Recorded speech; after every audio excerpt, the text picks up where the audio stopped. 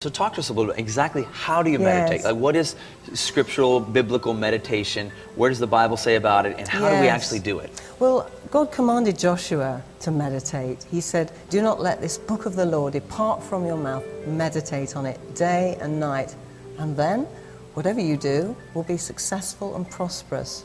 So there are plenty of references to meditation through the Psalms as well, about letting the Word of God really penetrate deep within our hearts, because we need to send our roots down deeper. If we're to withstand the things that are coming against us in the moment in England and in America, boy, we really need that closeness, that rooting, that earthing into God.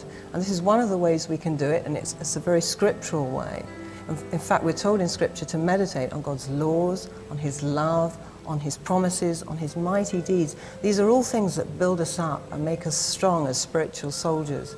So how do we actually do it? Do you write our scripture down and say it many times, or how do you meditate? There are many, many ways to do it. You can do a one-word meditation, like focusing on the name of Jesus, and you can tie that in with your breathing so that you're breathing in G and breathing out Zus, Jesus. And it's very calming, and we believe there's power in the name of Jesus when we do that, of course. We can focus on a short piece of scripture, like be still and know that I am God, and reflect on that, let it go over and over in our minds. Or I can do all things through God who gives me the strength. These are things that keep us strong and spiritually fit.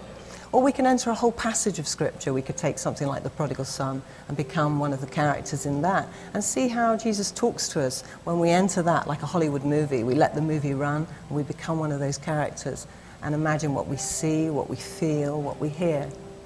Great word, and very practical. And I just encourage you to get this into God's presence. And as you, it's listening to God through prayer and meditation. I encourage you to pick this up at a bookstore.